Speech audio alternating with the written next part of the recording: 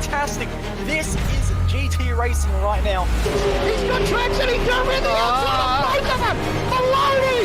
Oh, he's taken Anderson. Anderson's up top. Oh my God! Oh, big crash. Oh my goodness, half the field's going to get rolled. Second very close. These guys are want to make their way through the field very quickly. This is it! This is over! I can't believe this! Oh my God! God, what?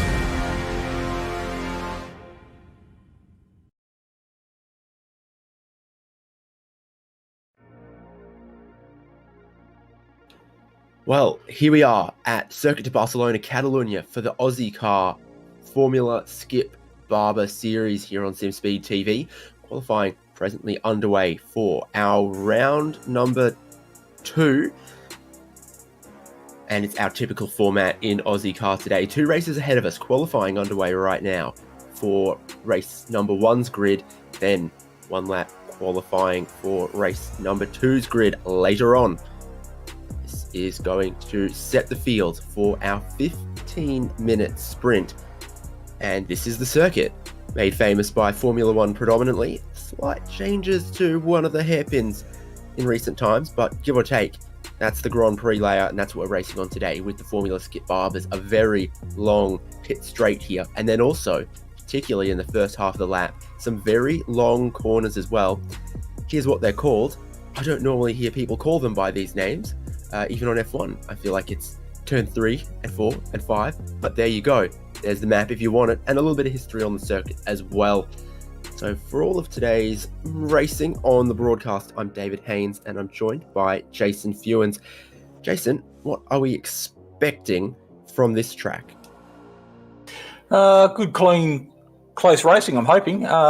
So far, the skippies have proved that for most of the races we've broadcast, so I wouldn't expect this to be any different. The one thing I will be pretty cautious and keen to keep an eye on is just how these skippies are going to ride the curbs, because particularly through that rack chicane, that last one before we get onto the sweep or onto the straight, that can be pretty vital. So if we get some damage on your front wing there, that could play effect for some of our leaders. It's true, we have seen suspension damage, or even, I think, tyres go down from hitting a couple too many curbs in these cars before, so hopefully that doesn't happen. Short, sharp 15-minute race 1, though, shouldn't let them wear the car down too much in that regard, but this is how the grid is going to look like for the start of race number 1. James Chastanoff on the pole, Braden Martin, solid qualifying effort once again. Alex McKellar in 3rd, reigning champ. Alex John in 4th, Ben Snell in 5th, and Russell Clark in 6th. They're going to start taking to the grid now, and Matthew Mites is going to be in 7th, followed by Tim Cornt, John Schultz, Sean Doyle, Tim Harris, and Dennis Hancock. Pretty stacked top 10 there. We've got Peter Wilkinson and Jeremy Bush off row number 7, with Farron Hancock and Brady Baldwin off row number 8. Brady's got a little bit of work to do. Craig Kerman and Nathan Verney there on row number 9 tonight, followed by Darren Lassou and Sean McKenzie there, Jason Gainey, Leon Williams, and on the outside of row number 12 we find out Jamie Willits.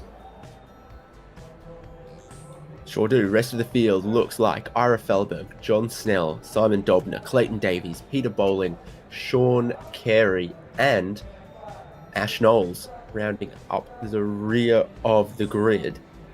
Knowles the only driver without a qualifying time potential, you know? Knowles has a qualifying time, but it doesn't seem entirely representative. 6 seconds away from our pole sitter James Chastanoff, but this is a big lap, a full Grand Prix size circuit, 4.65 kilometers long. They're all getting ready. Just 1 or 2 drivers absent from the grid for the moment. McKellar ought to pop in there behind the pole sitter James Chastanoff shortly, and if he doesn't, we're going to be starting this race without him. He's still got time. We're still waiting on him for race number 1. As you can see, 7 laps or 15 minutes. My money is on 7 laps or so. And there he is. Alex McKellar takes his spot on the grid.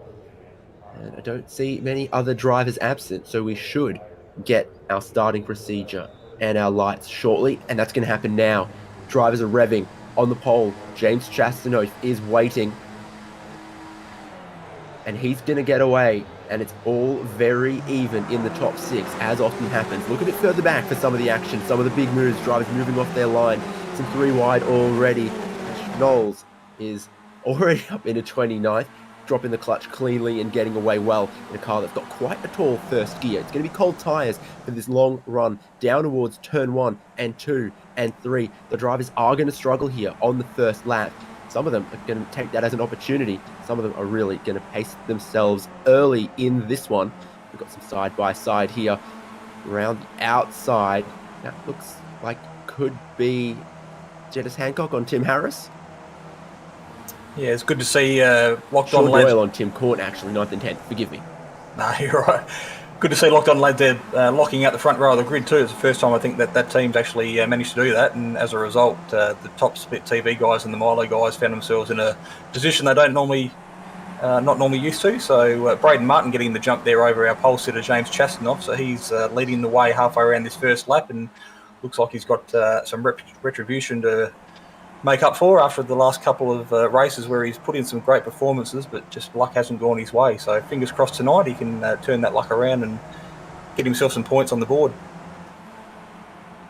Brady Baldwin is in 16th at the minute, and what a sensation he was at the Red Bull Ring as well, running up front. Many laps there.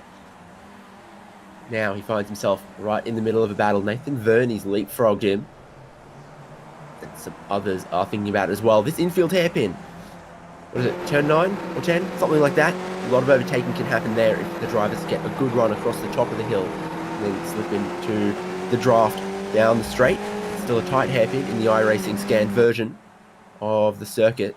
We saw a couple, one of the Milo cars trying to look down the inside, but through everyone's least favourite chicane on the track, they go for the first time. Braden Martin still leading from Chastanoff, McKellar, Snell, and Alex John, the top 10. Ooh, too wide through here, deeper in the field. Yeah, everybody giving those curbs a wide berth that we spoke about earlier. So everyone's aware that that could probably possibly cause them some carnage and some misfortune throughout the race. So good to see that happening there. But I have noticed, David, a new paint scheme on one of the top split TV skippies there. So a bit of a change during the week. Bit of a white highlight. Yeah, I think John's gotten the white paint out to paint the section that looks like it's a matte-ish black otherwise on Alex McKellar's car. So there you go. Subtle change, but it is going to make McKellar and John just a little more distinguishable. So we jump on board with Alex John here at the moment. He's up one from where he started, so good start for him. He managed to keep his nose clean and he's lashed onto the back of that Milo car in front while we got carnage behind. Look at that. Peter Wilkinson's also in the barrier, so you've got the 3 cars you see here, and then Wilco, who tried to avoid it and ended up nose first in the barrier a long way off the circuit. So a whole heap of cars have come together, and I think you can call that the Lewis Hamilton Nico Rosberg corner, and we might have had something slightly similar happening. Here's some 2 wide around turn 3, and something catches them off guard into 4. I think 2 accidents kind of coalesce here. That's Wilco. Oh, absolute toboggan, skidding across the gravel, and some other drivers end up involved in this one as well. 0 is Mixkariev. Yeah, that's definitely not like Peter Wilkinson there, so I'd almost presume there's been some kind of technical difficulty there, because that's just a point where we're well and truly on the brakes, and he obviously didn't slow down in enough time and just became a rocket launcher and speared off far left into the barriers. Let's look at Farron Hancock's, his view of the incident. Wilco's just up the road there. There he goes. And then I think Mixkariev was caught, eyes off the ball on that one, because he then plows in wide, taps the spun car, and similar thing happens to Farron Hancock's. They all get in a little bit too deep there, just watching where on earth Wilco was going to end up. So while that's been happening, the leaders are now split into a pack of 5. So we've got the 2 top split cars in there, 1 Milo car and 2 of the locked-on racing cars, albeit different teams. So our pole sitter's now taken the lead back from Braden Martin, so he's under big pressure there from car number 73 in the Top Split TV car of Alex McKellar. So he'll be watching his mirrors very, very closely. Now we'll be looking at the side because McKellar's gone down the inside at turn 4. Up into second he goes. Braden Martin second on the grid, up into first, now back into third. A lot of racing still to happen in this one, even though it's the shorter length race. And the draft looks like it's pretty powerful on the pit straight. Pretty powerful after they come through the right-hander at the top of the hill here as well.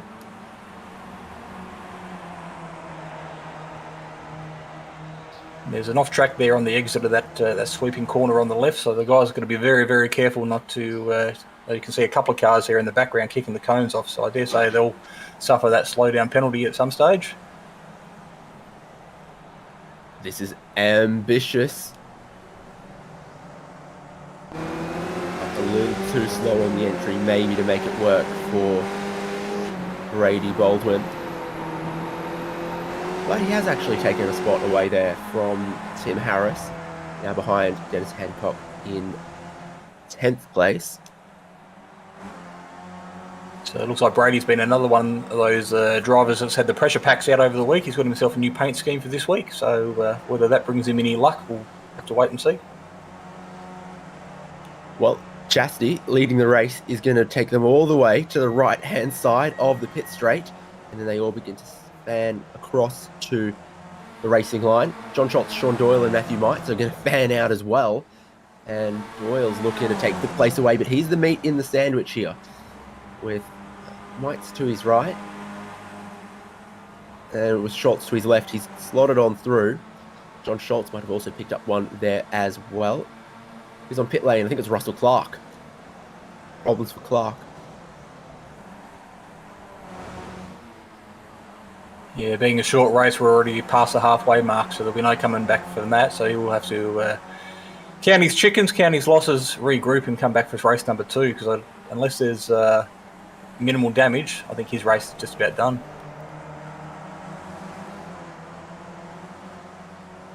So he dropped back to 28th or so. This is your top 5.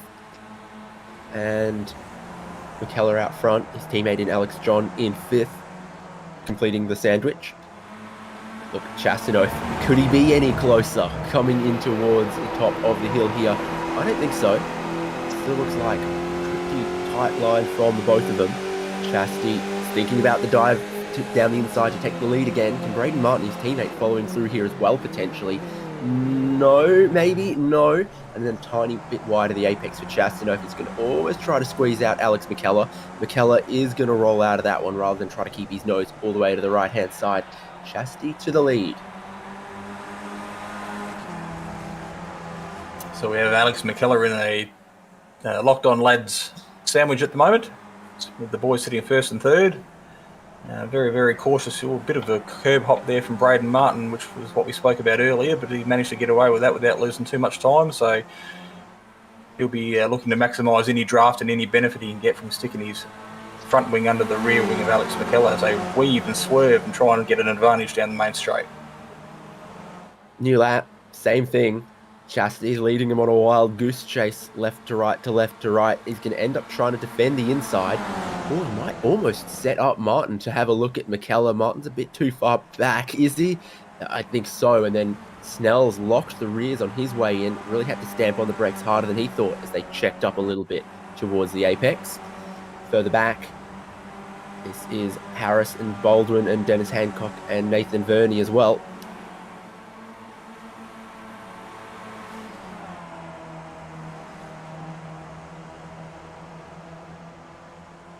Got the triplet of Schultz and Doyle and Mites in front of that. Here's Baldwin looking down the inside. Nothing happening there, but we've seen a couple times a good exit off here, and you can surprise the guy in front and dive down the inside at the left-handed kind of hairpin here. Not quite a full hairpin. Doesn't go on that long.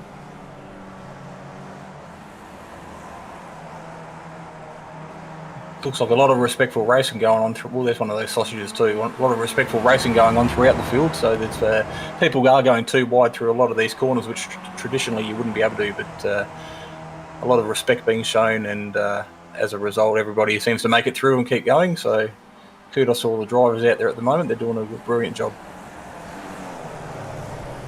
Yep, as they closed up a bit through the braking zone there, your top 5 were covered by just a second from Chastity to John. So pretty close in this lead pack.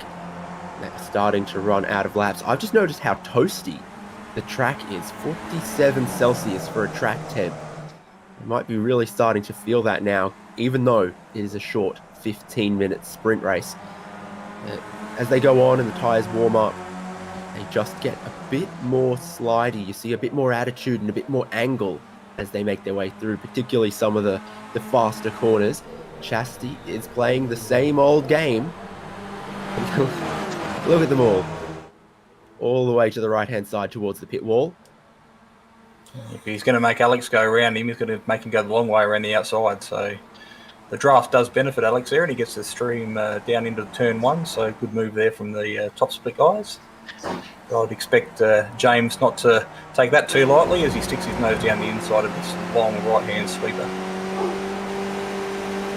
An inch from contact there between Chastity and McKellar, as we saw Sean Doyle trying to stake his claim on 6th. Pretty close again. Oh, again an inch from contact as Chastity slides up a little bit wide. And now, oh, that's nasty. Right in the middle of a 3-wide locked-on sandwich. McKellar has, I think it's Martin to his right, McKellar to his left, and he's going to go in a bit deeper on the brakes, shoot the gap, and I think take the lead away.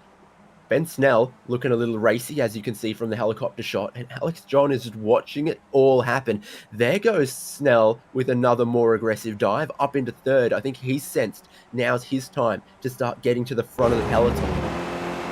Yeah, Braden had a big look after that slide from Chastity and McKellar a couple of corners earlier, and then that jeopardised him through that double left-hander section there through the infield. So Braden now finding himself back in 4th, but I don't think he'll settle there for too long. He'll be looking for any opportunity to stick his nose in and get that podium position back. Too wide for the lead. Chastity takes it back. McKellar and Snell and Martin, and still Alex John in 5th, waiting, biding his time. But for how much longer? They come into the final sector, into this little technical section where they point at each of the curbs and try to make their way through it. But then as they come out, they are going to be greeted by the white flag to start the final lap of the race. And Chastity does what it seems like he's done every lap of the race, but now it's back to the left again. I think there's another swerve to the right still in him. Yes, there absolutely is. Is it 1 lap to go? I think they have thrown the white flag. Yeah, it looks like we've seen this chapter before, where Chastity is off to the left and off to the right. It's a big move there by the Milo car around the outside to take away 2nd position, and it looks like the crumbs at the moment are being fought over by the locked-on lads for 3rd and 4th. Yeah, Snell's picked his time to go for a move. The locked-on lads are going to end up too wide for 3rd place because Martin is trying to take a dig down the inside of his teammate, and it's too wide up the front as well. Somehow there's just a car width there for Ben Snell to come back in. The locked-on guys are still too wide. And, Alex John has gotten a little bit closer. 0.3 of a second to cover all of our leaders now as they continue to battle too wide. Ben Snell's looking for the lead at the left-hander. If he gets a good run off here, he's still going to have the inside at the next left-hander. But McKellar's not going to want to give this one up. And the man with the best view here is Alex John. We ride on board with his car as you see McKellar not giving up around the outside, riding a lot of curb. Doesn't seem like it's the fastest way, but they are nose-to-nose level for the lead here. And around the outside, I think Snell's got the run. Chastity's trying to stick his nose in behind Ben Snell, pick up that slipstream. Now Alex John looking for a skippy width, only just getting it. Huge checkup on the way down into the hairpin here, and he thinks, can I get down the inside 3 wide? The answer is somehow, yes he can, still on the left. 3 wide, but Ben Snell is starting to get away with the lead here. Martin, Chastanoff, McKellar, John is the order they run in the top 5, but I think there could still be a dive on the cards into the chicane here. Not on Ben Snell. He just needs to perfectly execute, but they're covering the inside into the chicane just a little bit, aware that the drivers behind might want to take it away from them. And that is one of the last real overtaking opportunities on the lap. Now we just got to see everyone get their gear shifts right, everyone power on to the checkered flag, but Ben Snell is going to take the win. McKellar in second, Martin and John and Yes, Ben Snell, Braden Martin, James Chastanoff, Alex McKellar, and Alex John. Sean Doyle, I think, holding on to 6th. So the race continues further back in the field now, and we've see some of the other guys making their way back through that final chicane. A quick ride of the curb there by Nick Scarioff. So he's after that incident earlier in the race, he's managed to recover and pick himself back up a P20 position at the moment. So not a bad result there for Nick, considering he was stationary at one point. Indeed, there you go. Last drivers taking to the checkered flag. You said pretty respectful up front. It was. I was expecting to see carnage happen between the top 5 on that final lap, and somehow it didn't. They were 3 wide through that final sector at the hairpin as well. So yeah, fantastic racing. Biggest mover, I think, out of all that was Braden Martin. So going into that left-hand tight hairpin, we'll call it, he split his teammate, and I think from memory it might have been Alex John, and found his way up into second. So putting it all on the line there for Braden, and as a result scored himself a podium position in second. Good work. His first podium of the season as well. Let's run down the results from race number 1. Ben Snell wins. He picked his time to move to the front of the pack to perfection, then watch them squabble in the mirrors behind him. Braden Martin in second from teammate James Chastanoff, Alex McKellar in 4th, and Alex John in 5th. Sean Doyle, almost best of the rest in the next pack, held on to 6th against pressure from John Schultz and Matthew Mites, who picked up a slowdown towards the end because he dropped back a little bit, but still stayed ahead of Brady Baldwin and Tim Harris, who completed the top 10. Then we've got Nathan Verney, Tim Cornt, Dennis Hancock, Sean McKenzie, Clayton Davies, Craig Kermond. Clayton Davies a big mover here, plus 13 positions from very deep in the field, so a good effort there. And then I said Craig Kermond, Jason Gainey, Leon Williams, John Snell, and Nick Scariev, 000 in 20th. Then Darren Lasue, Sean Carey, Peter Bowling, Jeremy Bush, Simon Dobner, last cars on the lead lap. Ash Knowles might have missed the start. No, took the start, but started right at the very back of the field, so might have ended up in some trouble there. And we saw the problems for Jamie Willits, Ira Felberg, Russell Clark, and Farron Hancox, and Peter Wilkinson in 31st, who had a really unfortunate incident there. And we wonder if he maybe had a screen go blank on him or something. Either that or he missed his braking marker big time. That's been race number 1 from Circuit de Barcelona, Catalunya. Race number 2, 30-minute compulsory pit stop race is coming up. Ozicar Formula Skip Barber Series brought to you by Simfinity, Locked On iRacing Podcast, Prestige Trophy Badge and Engraving, and 24/7 Race Control. We'll take a break here on Simspeed TV, and when we come back, it's 1 lap, 1 shot qualifying, and race number 2. Don't go anywhere. Yeah, so we're using the VRS Direct Force Pro this year. We have a wheel adapter right here, so I'm using the rim I used last year, but the motor right here produces a lot of power, a lot of precision, and it helps me, just feel the car more, feel the car a lot quicker, especially, this week we're at Sonoma. I can feel it, when it hits the curbs, any little change in the car, the wheel reacts a lot quicker than your typical gear-driven or belt-driven wheel. For example, if you're on oval and the rear tires break loose, force feedback on it corrects a lot quicker than your typical wheels. There's no resistance pretty much as far as being able to make quick corrections on the wheel. So all that, paired with how precise the wheel itself is, it makes it to where it helps you as a driver, to find that extra hundredth or thousandths of a second. So when you're getting a direct drive wheel, especially the VRS wheel, it's heavy duty. It's got good weight to it, it's not a plastic toy. It feels like you can really beat up on it. A lot of people have issues with their plastic gear-driven wheels just kind of breaking after a couple years. This thing just feels like it can go forever. The forces are really strong where if you might have to let go of the wheel if you get into the wall. You can adjust all that with the settings on it and stuff, but the wheel itself doesn't play around. It's got way more strength than you could ever need, and that's what makes it good, that you can adjust that down to whatever the car needs. So initially you'll be able to get the controller box and the motor together, and eventually you will be able to add a rim onto that option. They'll also be including a button plate on it to put on the rim to have all sorts of different buttons and functionality. Also, pedals are coming, so that's a pretty big deal as well. Hasn't been covered too much, but the goal is to also have pedals to go along with the Direct Force Pro. So that's pretty exciting. The wheel feels good. It feels very much like a real world steering wheel. You just kind of feel like what you would imagine the car to feel like. A real steering wheel in a car is very smooth, it's very direct, very quick, and that's what this wheel feels like.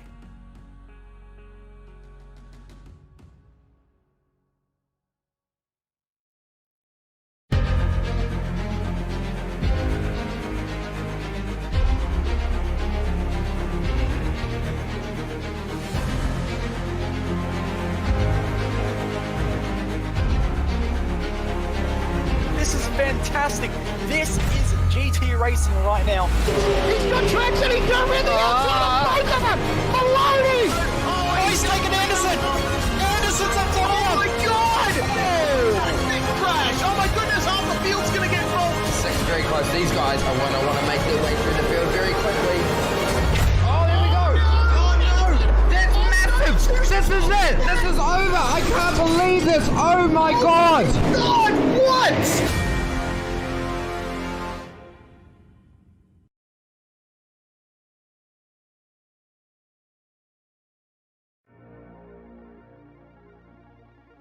And a welcome back to Circuit Barcelona for Ozicar Formula Skip Barber Series. We are gearing up, getting ready for qualifying here. And they are going to have to get out of pit lane quick sharp on a big track like this, because they only have 5 minutes to do the outlap and their flying lap, which will set the grid for race number 2, the compulsory pit stop race. Jason Fewens is alongside me, and you mentioned in race number 1, a couple of places around here where you can get an off track. That is something you must critically avoid in one lap qualifying. So which corners do you think the drivers are going to need to give just a little bit of room, leave a little bit of margin on the table? The right-hander through the infield section, which traditionally allows the cars to move out quite wide, so I think it's turn 6. There's an off track out there, and of course another one on the exit of the last chicane as you come down onto the straight, and that one's going to be critical.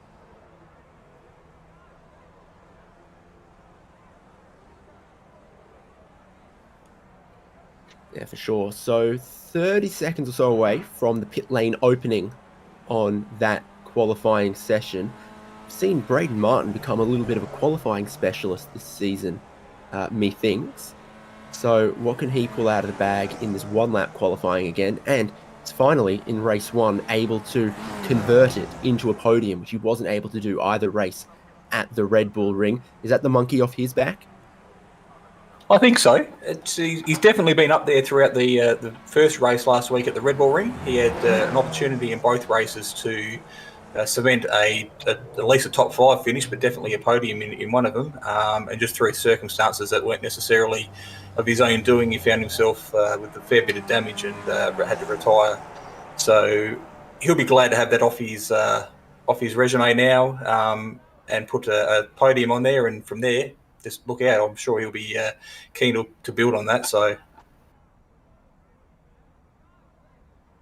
Drivers will be keen to build some tyre temperature, given many of them are now streaming out of pit lane. I'm watching Russell Clark. He's the king of this. He loves a good wiggle. And look at that, checking his head around. Someone check he's even properly wearing his hands device or whatever, because he has been moving that wheel, moving that head, and trying to get some temp into the tyres. Shouldn't be the world's biggest problem here at Barcelona. It is a 5 kilometre outlap. It's a coasty track still. 41 degrees in the Spanish sun. Stone's throw from the Mediterranean.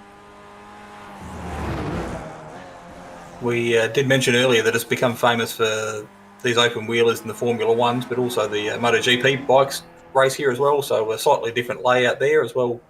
But this track produces great racing no matter what the layout. There's also a shortened version where just here on our right-hand side as we watch the Milo car weave his way through, you'll see another track section there, and there's a short cut through there which makes for a quick version of the track here, and that also produces some great racing. So it doesn't matter which way the track's laid out, it's always a fan favourite for all these open wheeler drivers.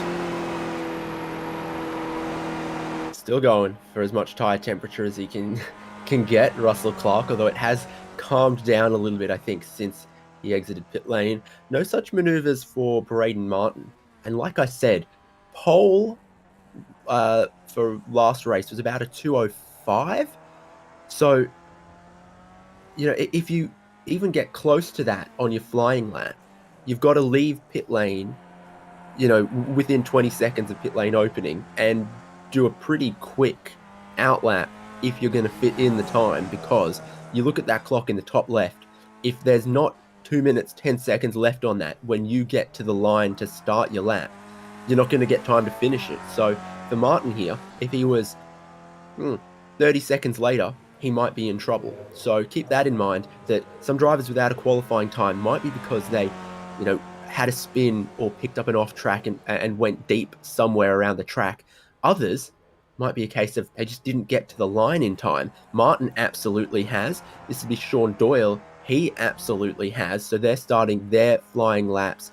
How does it look for Doyle? How's the body language? Does it look like he's got confidence in tyre temperature? I think so. He's proven himself to be a great driver in the series, and I think he knows what he has to do on this one opportunity to go out and put in a flying lap. So I think Sean's got his things under control. I am just watching very briefly now, and Peter Wilkinson is just about to start his flying lap. So I think he is going to be one of these drivers that is going to miss out on an opportunity to set a time. Yeah, who else? Nick Skaryev, someone else. I don't see. Jamie Willits, I think, isn't going to set one either. It's a couple like Brady Baldwin who are a little close on it as well. Looking good for Sean Doyle at the moment, though. What about this turn that you mentioned? You can run a little too wide out there if you're not careful, and he is, I don't think, taking too many risks. That looked okay to me. Yeah, kept two wheels on the inside of the white line, which I think is the critical part there. So Sean won't be suffering any misfortunes from that. So he'll be good with this lap. This looks like a good one that should put him around the top 10, I'm thinking. Finished convincingly in the top 10 in race number 1. So he's got that race pace. Now we've got to see what the qualifying pace does for him. More than 30 cars still for race number 2, so it is a grid where starting back would be quite the hefty penalty. Sean Doyle just gives a little kiss on those yellow curves that really rigidly try to enforce the track limits through that final stop-start chicane section. He is going to get to the top at the timing line with 2:06.961. First time we're going to see on the board. Then James Chastanoff comes and eclipses that. Russell Clark comes and slots himself somewhere in the middle there. Braden Martin isn't going to out-qualify James Chastanoff this time. And McKellar is going to shoot to the pole, as you can see. Just 20 more seconds for drivers to put times in. And Ben Snell is not going to get one either. He's Jason Gainey, one of the last drivers who might get around in time as well. Because 8, 7, 6... 5. There comes the line, and he only had seconds to spare as he puts in a 2:09.9. I think any time on the board is looking like it's going to be a pretty good time, because only 22 of 31 drivers have managed a qualifying time. And boom, here they are. Pole for McKellar by under a tenth, and an itty-bitty margin between teammates Chastanoff and Martin, just 0.04 of a second. Then Alex John in 4th, Russell Clark in 5th, Matthew Mites in 6th. It's a lot of familiar faces up front. Behind them will be Sean Doyle, John Schultz, Tim Cornt, Nathan Verney, Sim Harris, and Dennis Hancock.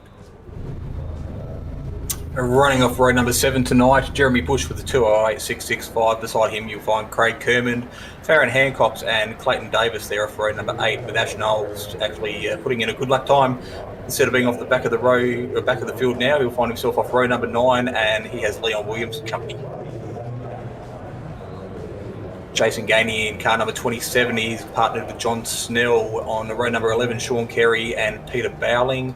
And first of our drivers not to set a lap time, Ben Snell and Sean McKenzie. So look for Ben to make his way through the field, because he'll have some ground to make up. Yep, and other drivers without a qualifying time. Some other big names as well. Ira Felberg, Brady Baldwin, Peter Wilkinson, Darren Lassuta, Nick Skaryev, Simon Dobner and Jamie Willett. So, yep, handful of drivers. 9 of them at the back of the grid there without a qualifying time. Kind of put your money on Snell or Mackenzie or Baldwin to be the biggest movers come the end of this 30-minute race. A compulsory pit stop ahead of them. They've got to think about their fuel as well. We're not going to see the lap 1 pit stop strategy anymore.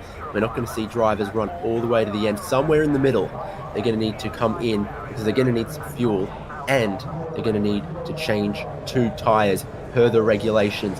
We're getting ready. Alex McKellar, defending champ, on the pole.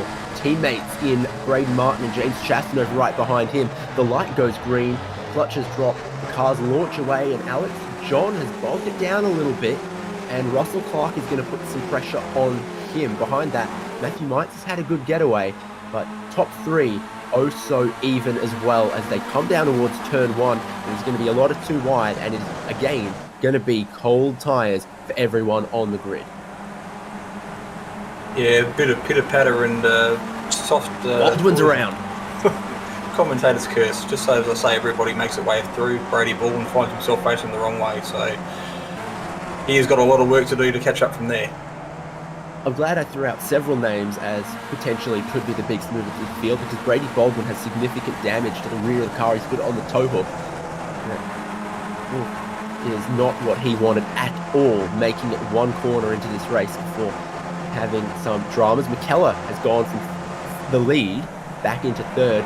Chastanoff and Braden Martin doing a little bit of teamwork once again, moving themselves up towards the front. But now McKellar has his rear gunner in Alex John as well. So it's 2 teammates 1st and 2nd, 2 teammates 3rd and 4th, and Russell Clark for the Milo guys in 5th. That's how they run at the moment. Yeah, the 2 Alexes there normally racing side by side, and they're in the same room, obviously talking together, so they'll come up with a strategy to make sure they don't trip over each other, but their focus is going to be to get in front of these 2 locked-on lads out in front in Braden Martin and James Chastanoff. So they had a good battle in race number 1. It looks like they're going to kick race number 2 off exactly where they left race number 1. Leon Williams around. We saw John Schultz get a little ambitious, but didn't end up moving up any positions.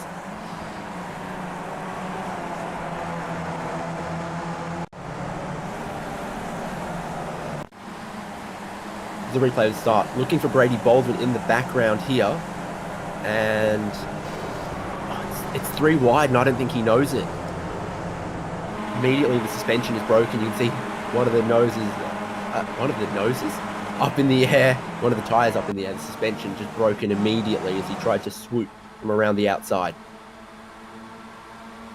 We focus back on the leaders now, and James Chastanoff there taking that inside line, going into turn number 1 before darting back across to the right, back to the left, to make his way through turn number 1 there. So both him and his teammate Braden Martin, they're getting as much slipstream as they can, but unable to pull a gap on the Top Split TV guys, sitting 2nd and 3rd at the moment.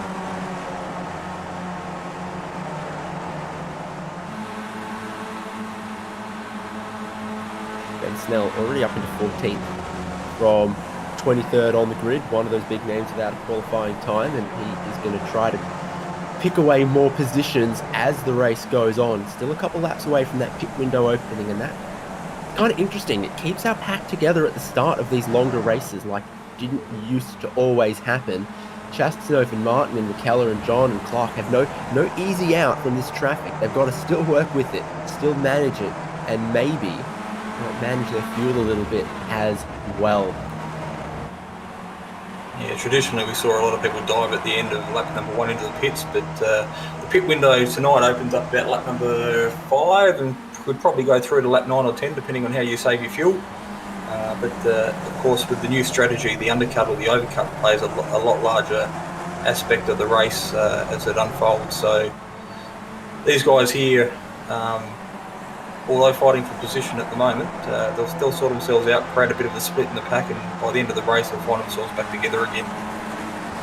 4 kind of getting away a little bit though, because Clark and Mites in 5th and 6th had a little bit of a close moment at the hairpin. I don't know if any contact was made, but I think someone having a look, it they check themselves up a little bit, and the top four are kind of getting away. We're going to see the textbook Chastanov move. No, he's staying on the racing line down the pit straight. Now he's not. Now he's moving across. I'm glad that's the Chasty we know. He's not serving a slowdown, is he? It's just an optical illusion that McKellar and John are getting a lot closer. Yeah, that's what it is. Just the teammates working together. See Sean Doyle in the background having a good run down the main straight there, taking a nice little look on the inside of the Milo car there. So he gets the job done going into turn number 1. So up another position for Sean.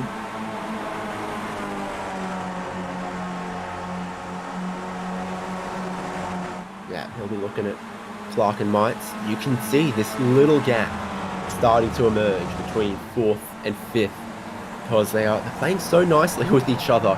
Two pairs of teammates. They are well, truly just not getting in each other's way. Chasty, of course, setting a pretty good pace at the head of the field here as well, and that's just letting them sneak away a little bit from Clark and Mites. As is that John Schultz, Sean Doyle, Nathan Verney got a little close there as well, and Sean Doyle's actually lost out a spot to John Schultz here, and he still looks a little beleaguered, a little under attack because Verney's right in behind him. Yeah, I saw in the background Sean get a little bit loose there in that right-hand corner where we saw the accident in turn number 1. So got a fair bit of heat in those tyres, and I think he's still trying to bring them back under control. So in the meantime, he's got Nathan Verney for company. So losing out there, like you said, to John Schultz, but he'll be back. Schultz defending the inside. That's Doyle looking for an over-under, but the track, the way it continues here, doesn't really suit that at all. So he has to drop back in line, and he's right to do that just in time because absolutely at his rear wing is Nathan Verney and Tim Harris, Tim Corn. Ben Snell is on the back of this train, 11 positions gained so far from one of the drivers without a qualifying time. He's now riding along in the pack for 7th, which is only just off the back of the leaders as well. Speaking of the leaders, you can see the whole train as they go down the long pit straight here, your top 4, and then the next 2, and then the next pack. Leapfrog in effect. I think Martin's going to go to the lead. Or is he? Oh, maybe. Maybe not.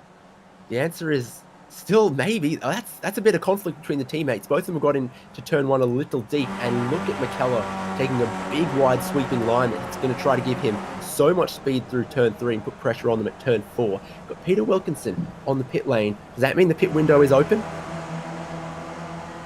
Yeah, I didn't think it was going to open till lap number 5, so I'm wondering whether Peter's actually got himself some more damage. So an early pit stop there, he might have to make a splash and dash for fuel at the end unless he can do some significant fuel saving as the race unfolds.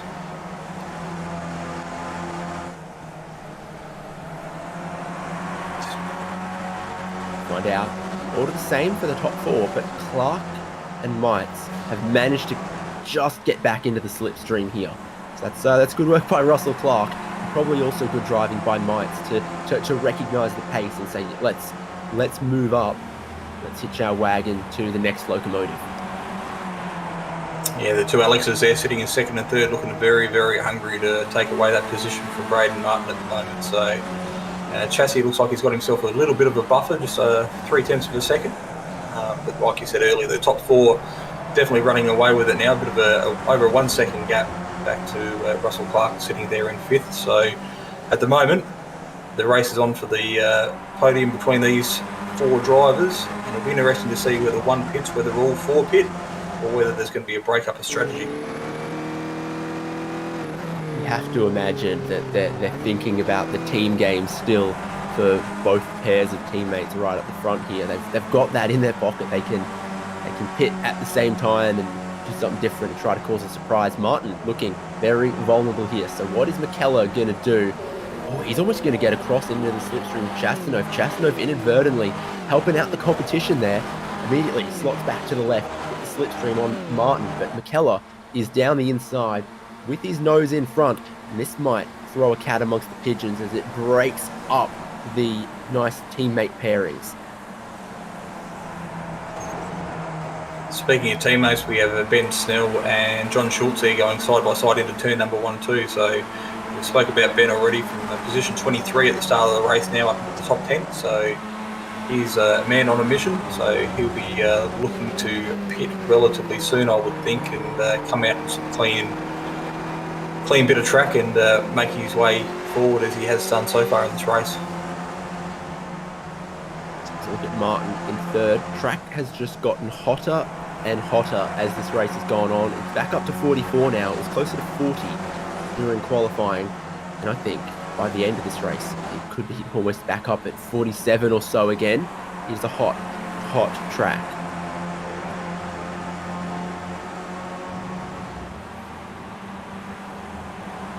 Well, these two lots of teammates are sitting up the front of the field have been battling and tripping over each other. That's allowed the Milo car there in position number 5 to jump onto the back of him. So it was a party of 4, and now Russell Clark and Matthew Mites have got into it. Martin's collected the back of Alex McKellar there, I think. Take a look at that. Contact at the hairpin.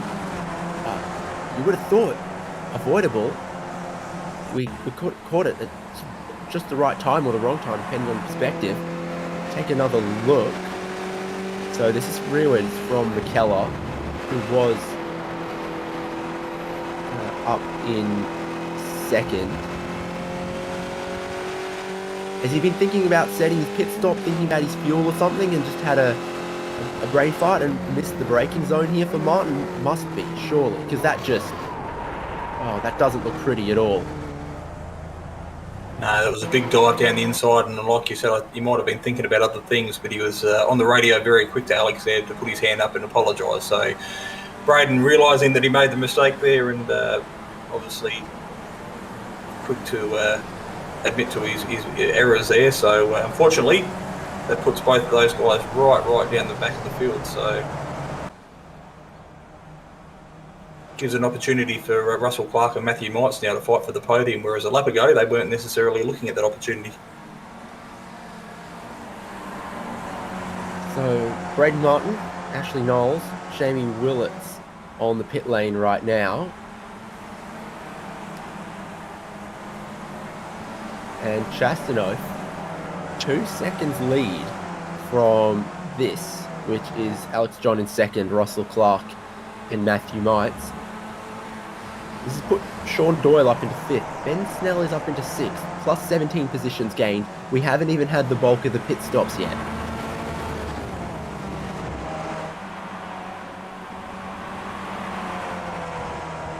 So plenty of little battles happening throughout the field. Our pole sitter, Alex McKellar, after that little incident, has found himself back into P10 at the moment. So still inside the top 10, but with a little bit of damage on his car now. I think that's going to be a difficult journey for him to make his way back through the field.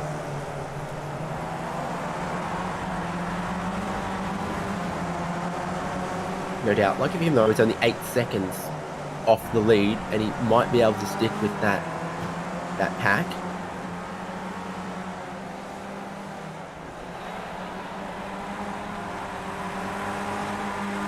So we watch Mackenzie and Kerman here fighting for 14th and 15th on the grid at the moment, so not a lot separated by those guys.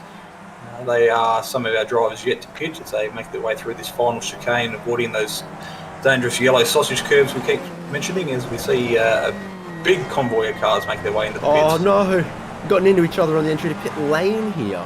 My goodness, a lot of cars in. Alex John, Russell Clark, Ben Snell, Nathan Verney, Tim Court, John Schultz, Alex McKellar, Jeremy Bush. Has happened on pit entry? Different levels of commitment to the speed limit cone. Here's Alex McKellar. He's like, you guys are slowing it up too early, and runs up the back of John Schultz, who might have been holding him up a bit. Yeah, you can see his front right-hand wheel there get caught into the back of John Schultz's car, and then once they finally did separate themselves, John's car, or John's left-hand rear wheel had a real wobble to it, so he might find himself in difficulty when he makes his way out of this pit stop. So very, very unfortunate there, but it's just another curveball in what is so far been a pretty exciting race.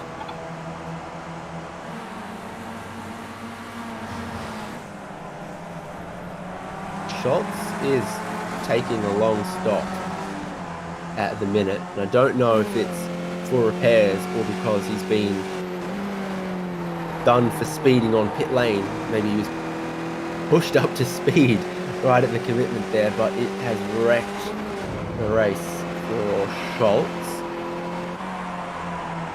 Russell Clark and Alex John, two highest placed cars to have cleared their pit stops at the moment. 59 seconds away from James Chastanoff, who hasn't stopped yet. So if that keeps expanding, that's good news for James Chastanoff and his decision to stay out and not pit yet.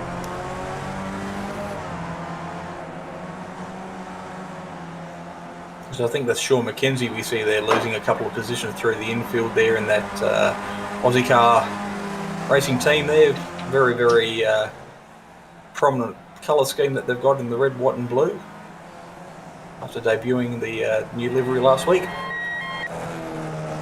There's Mites and Doyle on the lane. James Chastanoff continuing another lap, and why not? He's got so much clean air out there. Mites, Doyle, and also Dennis Hancock. So we're rapidly running out of drivers who haven't made their stop just yet. More are on their way.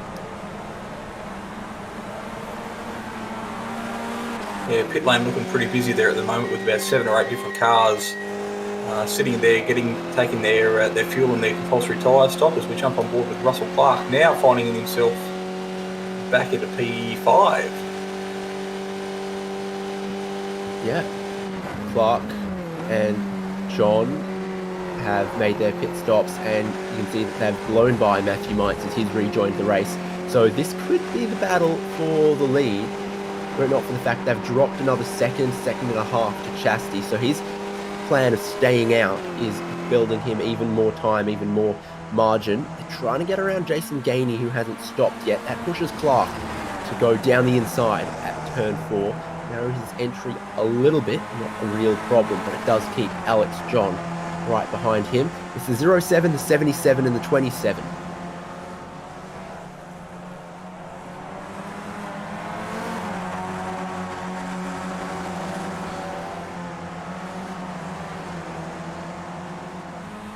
Nice one, Jay. So we've got our top 3 on the board on the left yet to stop. Chastanoff, Harris and Skariev. Then you've got Jason Gainey and Simon Dobner mixed in here who haven't made their stops yet. But everyone else has changed their 2 tyres and added a little bit more fuel to get them home. Just going to be in lap for James Chastanoff. How long can he run? Because he's kept going one more. And you remember, he was also, well, he's got no slipstream right now, and he was also leading the pack throughout the opening of the race as well. So if he's been saving fuel and setting the lead pace, he's more of a freak than we thought. So how long can he go at that kind of pace and situation?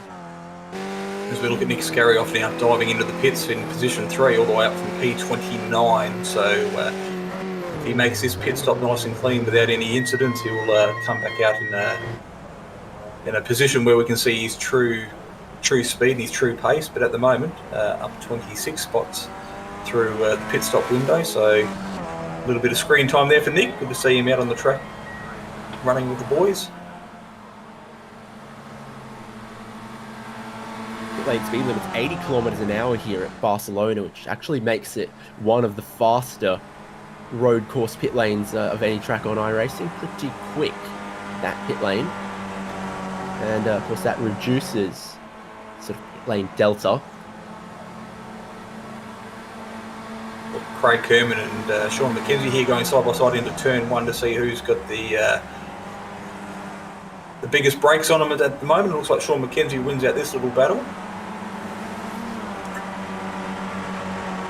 Jeremy Bush going to sneak through there as well, though, as it pushed Craig Kerman off the normal line through 1 and 2, and that was perfect car placement from Jeremy Bush to take a wide entry into turn 2, carry a lot of speed down the inside towards turn 3, I think it was. So good line, good move. Saw that the 2 in front were going to move each other offline a little bit, and he was in the right place to capitalise. Now, only Chastanoff and Timothy Harris yet to pit. Alex John's got around Russell Clark, but the gap from John to the lead is out to 31.5, 29 or so not that long ago. As we jump, have a look here at Alex John, and we finally see our race leader dive into the pits. Timothy Harris is going to join him, and that's going to be everyone's pit stops for this race. 5 laps to go in it. We'll see Chastity and Harris make their stops. Here's where Alex John and Russell Clark are, coming through the chicane at the final sector, putting the power down to go flat out through the final corner and arrive at speed. But for James Chastanoff, he's got the best pit stall, the furthest down the lane. His service is already done. He's already rolling and he's already out of pit lane and trying to get up to speed. He's not there. He's gone. He's down towards turn 1, but he's going to have the cold tyres on this lap and the next. John and Clark got 4.5 seconds to try to claw in while they wait for Chastity to get his tyres in. Yeah, James going to find himself a little bit vulnerable here in the opening section of this lap for his out lap, but we have seen the tyres get up to temperature relatively quick here. Very, very skaty through here on cold tyres, so he's just going to have to take it nice and easy as he makes his way down through here. I dare say probably once you get past the halfway point of this lap, tyres should almost be up to temperature, so he should be able to put his head down and start trying to pull that gap from 4.5 seconds out to 5 or 6.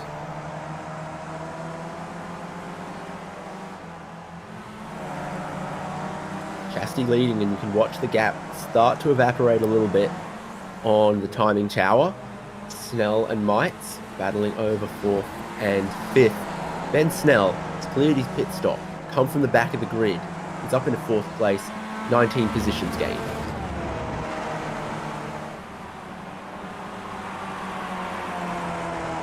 Yeah, he's managed to keep his nose clean, hit all the apexes and avoid any carnage along the way. So Fastest lap of the race on his way to do it as well.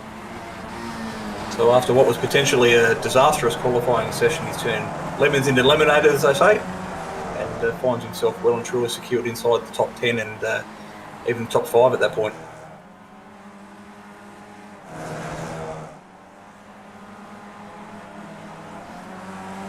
That ever-evaporating gap between Chastity at the lead and Alex John pushing on at the moment. But after 1 lap or so here, Chastity's tyres are going to start to get back into the zone, start to equalise, and John will no longer claw time out of him quite so quickly. But what he's trying to do right now is he's trying oh so desperately to get to that 1 second back where he can pick up the slipstream down this very, very long pit straight. Bit of side drafting going on for Doyle and Harris. And it looks for all the world like Doyle has just a little more speed. He's down the inside as they come to the brakes.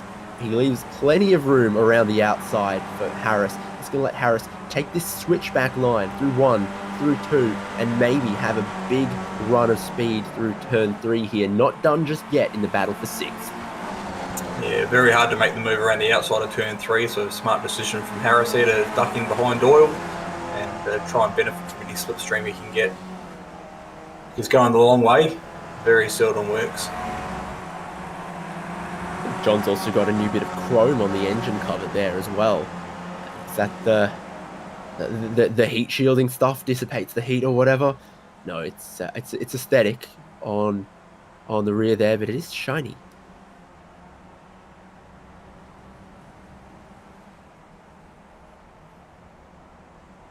Sometimes you see some engine bays just entirely every single surface decked out in the gold heat shielding stuff. Might be a ploy to blind the opposition if the reflection off the chrome is that bright. He might have been his method behind his madness. Ferocious sun out here. Maybe he's just trying to keep the engine temps cool, keep the intake temps cool, make more power. All entirely speculative. He is within 2 seconds of Chastanoff now, 1.7 even. So if he can just find 6 or 7 tenths here, he'll start to pick up that slipstream on Chastanoff, and Chastity's lead will dissolve like snow in the Spanish sun. Yeah, Chastity being one of the last ones to pit has obviously affected what little margin, or the margin that he had. So he was at 4.5 seconds there when he came out of the pits, and we're now down to 1.5 seconds. So if these two guys here in Alex John and Russell Clark don't trip over each other, they might find themselves on the back of the 42 Skip Barber very, very shortly.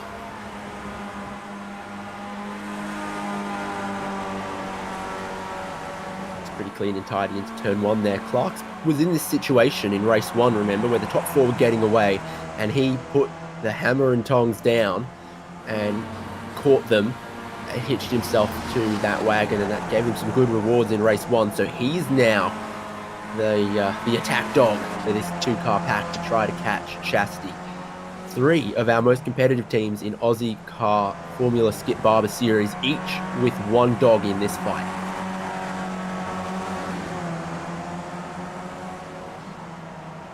Clark's doing it. Look at that gap. Again, he's just got to find half a second somewhere, somehow.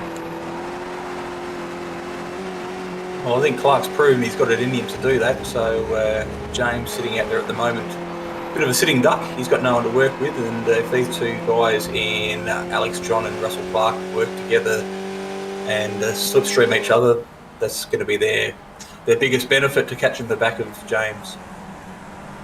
They're looking like they're going to do the switcheroony, but that is a locked brake and a bit of a slide for Alex John. Is that going to cost this pair more time? Not the cleanest swap between the 2 of them.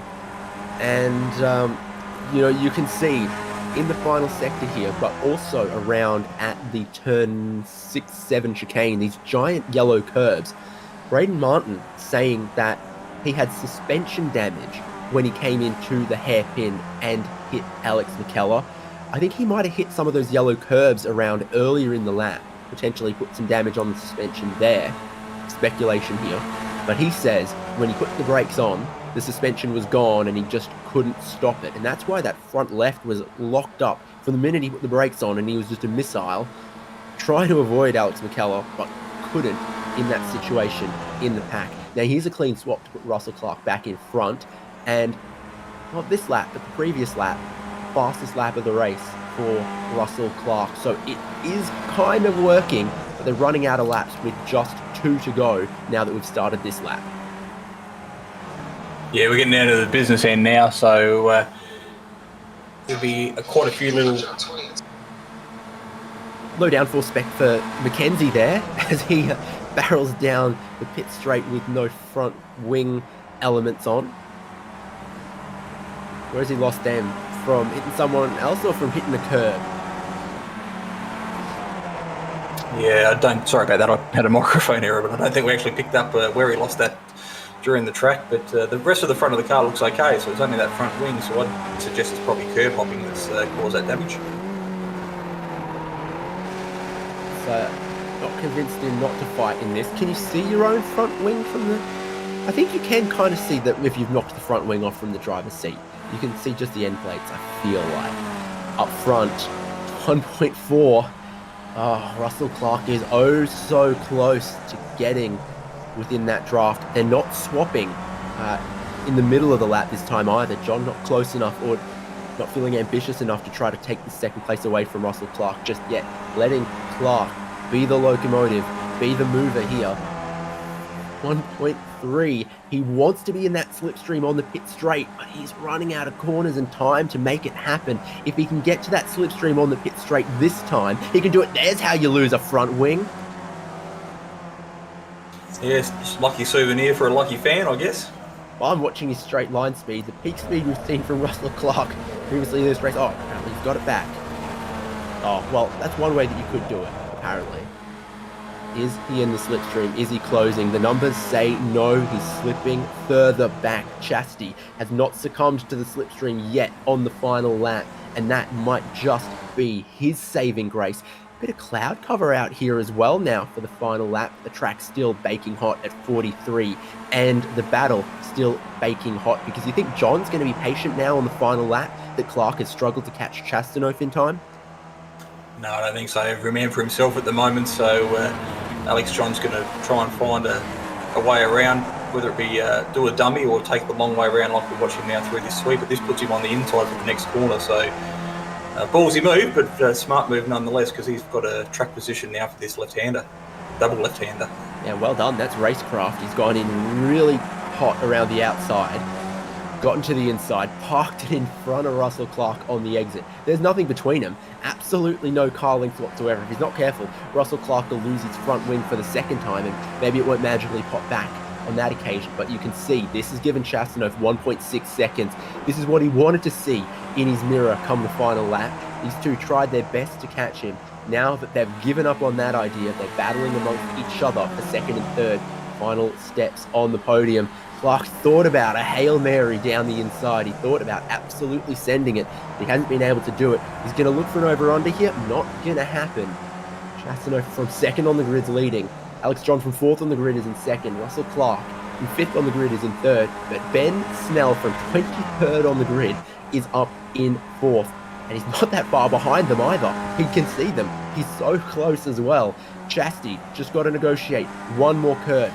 Clean, precise. Got close without hitting it, and now he runs flat out through the final corner. The checkered flag's going to wave for him, and he has cleaned up at Circuit Barcelona, Catalunya, and looks pretty pleased with himself as well.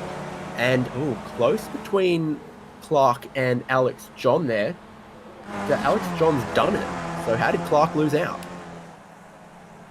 Yeah, just under half a second there, separating second and third. So something happened there which we didn't quite catch on to. But we watch the battle here of Davis, Bush and McKenzie. They're still fighting for position 11, 12 and 13 on their final lap. So as they make their way around the last corner, I don't think there's anything going to be too untoward there. They finish in that order as they cross the checkered flag. Is Chastano taking a cool down lap? Sun's back out, so he's going to need a cool down lap. A victory lap, if you will, and that's Russell Clark right behind him. Clark losing second in the final sector. He's fond of some of those curves here at this tight modern chicane. And you can see a couple of the last few drivers working their way through there. No denying James Chastano, winner by 1.6 seconds.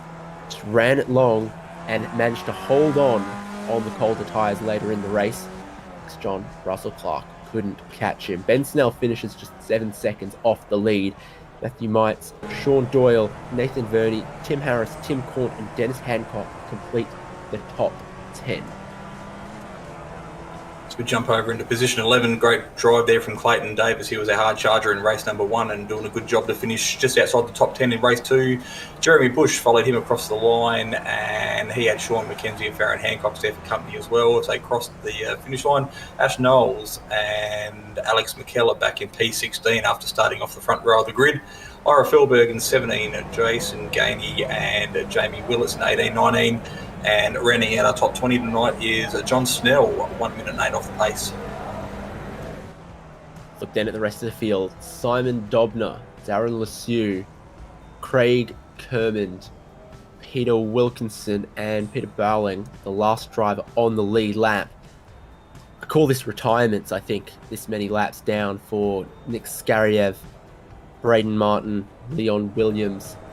Actually, Martin and Williams did get back out on track, albeit after lengthy repairs. And then Sean Carey, John Schultz, and lastly, Brady Baldwin, who made it one corner before calling it quits in race number 2.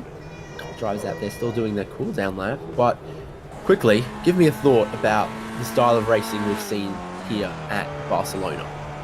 Oh, well, the racing tonight's proven to be everything we hoped it would be. There was close little battle packs from the top 3 right through to the back of the field. So the good thing about the Ozicar Skip Barber Series, doesn't matter what your skill level is, there's always somebody around the same mark to have a good little race with. So some great racing there. Unfortunately, a few of those retirements. Nick Skariev there, he actually ended up tripping over his front wing by running over that yellow sausage there with about 3 or 4 laps to go. So he was a victim of the concrete curbs here tonight.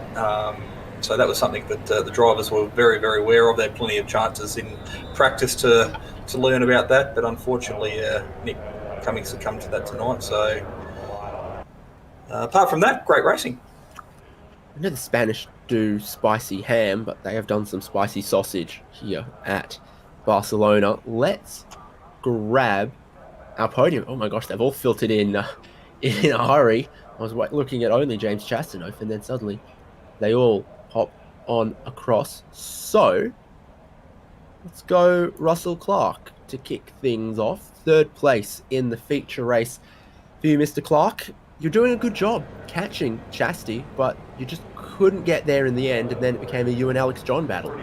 yeah, the simple matter is he was slightly too quick. We tried to work together, but it just wasn't enough. Pretty simple. How are the Skip Barber cars then in this weather and around this full Grand Prix layout? I mean, it's a big track. It's wide at places, but we definitely still saw a lot of clean and close and fair and respectful racing across both races. Yeah, once the tyres are up, it's pretty drivable, but it's shocking on colds and on the uneven ones after the stop. That was my problem in the first race. I just overdrove massively on cold tyres the first couple of laps, lost the leaders, and then just overdrove even more trying to catch them and busted my suspension on one of those stupid yellow curbs. Stupid curbs. I was gonna go there because how many spare front wings did the team bring, and how many did you use? 12 and 11. Is that legit? No. I don't think I broke a wing actually. I run on 0 SPO, so my wing's pretty safe from the curbs. But those yellow ones at the end there, they're just deadly for your suspension. They break it instantly if you don't hit it exactly right. Different character to sort of either end of the circuit. Turns 1, 2, 3, super wide and fast and flowing, probably, punishing on the cold tires. Then you come to the very end of the lap, and it's 90 degrees stop-start stuff. Yeah. And the 90-degree start stuff is where I really struggled. I'm surprised to get on the podium, to be honest. With this race, my pace is not good around here. I've got to thank Braden really for making that happen. Oof. There you go. Well, congrats. You pick up a bunch of points, and it's always important to see it to the finish with the point structure here in Ozicar Skip Barber Series. Going to the Oval next week. Oh. That's going to be a bit different, isn't it? Yeah, I forgot all about that. I still have to buy that. I do enjoy the Oval racing though, so yeah, see how that goes. Don't know what to expect, but yeah, should be fun. Parting words and wisdom from the beard? You might have me confused with someone else. I probably do. Parting words and wisdom from the Clark of the course? Be excellent to each other. Short, sharp, I'll take that. Toodles. Yeah, that's a whoopsies. I get kind of confused at the end of these broadcasts sometimes, don't I, Jason? How about we go to second in this race, and I'll put him alongside you. It's Alex John. Welcome to the commentary box, Alex. Great effort there tonight at race number 2. Brilliant result for yourself there, finishing second on the grid, or second on the race. Yeah, it was an interesting race when Chastity came out 5 seconds ahead, and we sort of had to get our heads down and try and work together a little bit to bridge the gap, and we nearly got there, but just not quite enough laps. So, am I right in thinking that you were in a room with Russell, so you were obviously talking to each other, both aware that Chastity was doing a late pit stop, and you had some ground to make up towards the end of the race? Yeah, all the green cars in the one room together, so we win together and die together. There was a bit of planning and teamwork until the last lap, and then it's all gloves off. So a great result from you, starting 4th on the grid tonight on the second row and finding your way onto the podium, but more importantly, it looks like you did yourself an incident-free race, so potentially picking up any bonus points. Yeah, absolutely. That's the plan. It wasn't too hard around here to stay within the line. So, yeah, I think both races are a good, I think it's 4 bonus points or something like that, which is definitely going to help trying to keep up with all the other guys. Yeah, well, things being so close at the front, every little bonus point you can pick up throughout the rest of the season is obviously going to benefit you come down the business end of the season, this short 6-week season that we have. So just one thing I did notice, your car was sliding around quite a bit there towards the end of the race. So the track temperatures were something that we haven't necessarily seen prominent in the Skip Barbers. So how did you adjust to that? Not too bad. Probably just trying to push a little bit harder towards the end and really real chastity in, and also once I started battling with Russell, just breaking that little bit deeper, and that just starts to get things a little bit more exciting with the car dynamics. Yeah, well, it's definitely great to watch from our perspective as well as everybody out there on Simspeed TV. So congratulations tonight. I'll throw the microphone over to you so you can do your thank yous to your sponsors. Yeah, thanks guys. Thanks to you guys and to my teammate Alex. Unlucky one for him tonight, but good team points I think overall. So hopefully we hang on to that top spot. That's position number 2 tonight around the Barcelona circuit here at Catalunya. So Alex, John and David, I'll let you throw over to our race winner tonight for races 1 and number 2, James Chastanoff. Yeah, with the locked on iRacing broom, James Chastanoff has cleaned up a little bit here at Barcelona.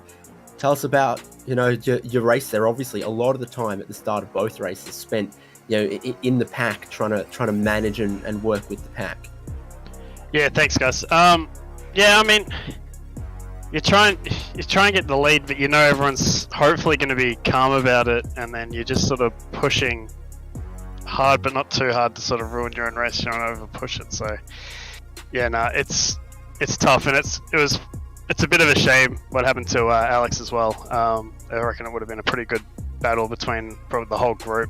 I think the other 2 guys behind me in the end, they probably wouldn't have had that gap back to me either if we didn't have that incident. So it's a bit of a shame, and yeah, it's I think Braden's pretty upset about that as well. So you got some words about like what happened there? Have you heard anything from him about this suspension problem? Yeah, he's just gone over the curb, the sausage curb, before going into that fast right-hander over the hill. And normally when that happens, it happens to everyone in practice. I think everyone was experiencing it. Usually it feels like the car's really pitching up and down, but he's sort of going. He knew he had a meatball, but if the car didn't feel that bad, so he thought, okay, I've just got one of those soft meatballs that occasionally pop up where the car doesn't feel any bad, but you've got some sort of required repair. And he thought it'd be fine. And looking at how the strategy was going to work and that, he thought he could probably just get into the pits, get it round, not lose too much time, try and sort of recover as much as he could, so he didn't really back out of it. And then, as soon as he put his foot on the brake, it just locked up and just travelled. So, yeah, it's a bit of a shame there. So, what is it about Barcelona here on the Grand Prix layout that's gone well for you? Has it been luck? You've put in a lot of practice here. Is it high speed corners are good for you? What's the go?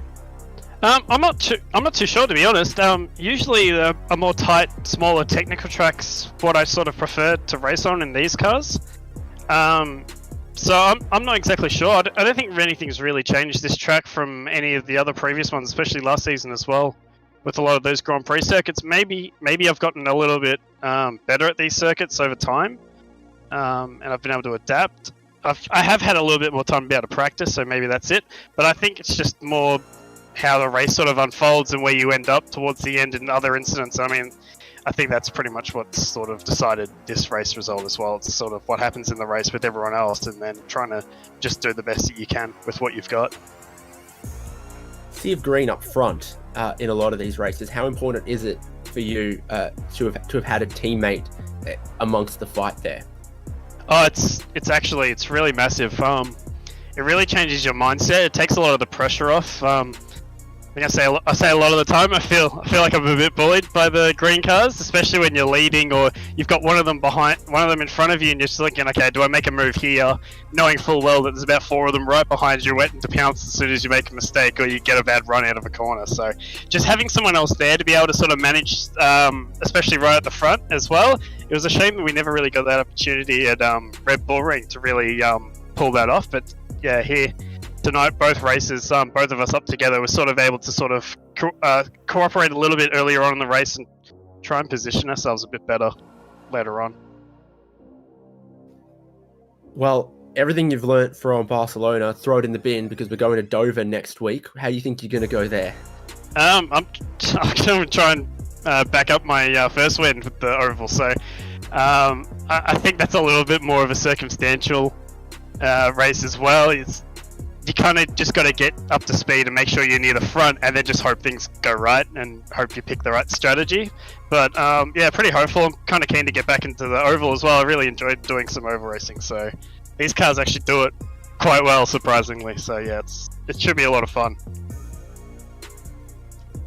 Well, congrats. Decent haul of points. Some trophies, why not? Who do you want to thank?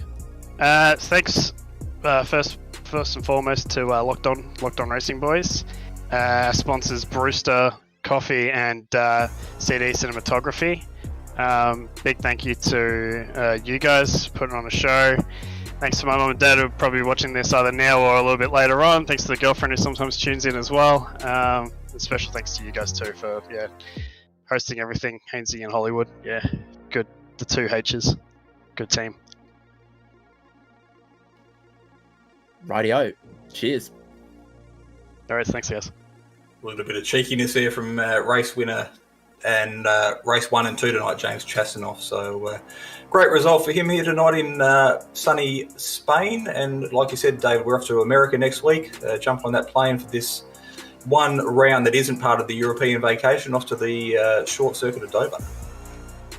Yeah, some of the drivers got it by the track. I do as well. Don't know about you. It'll be something different, that's for sure, at Dover. We'll see how the racing goes there twice. This series has been to USA International. Give us a flavour of that kind of racing and the fuel strategy and everything that can go with that. So that's all from Barcelona here on Simspeed TV and Ozicar Skip Barber Formula Series. That's Dover. That's their emblem, their statue kind of thing. We look forward to going there, and you can see the details on your screen right now. But once again, Ozicar brought to you by Simfinity, Prestige Trophy Badge and Engraving, Locked On iRacing Podcast, and 24/7 Race Control. Almost had it on the tip of my tongue there. I've been David Haynes, it's been Jason Fewens alongside me, and Jay Kennedy producing.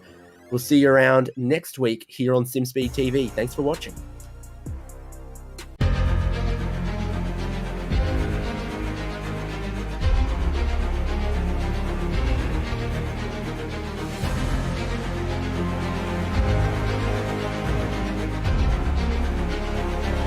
This is fantastic. This is GT racing right now. He's got traction. He's got everything outside of both of them. Maloney. Oh, he's taking Anderson. Anderson's up to Oh my God. Oh, big crash. Oh my goodness. Half the field's going to get rolled. Second very close. These guys I want to make their way through the field very quickly. Oh, there we go. Oh no. That's massive. This is it. This is over. I can't believe this. Oh my God. God, what?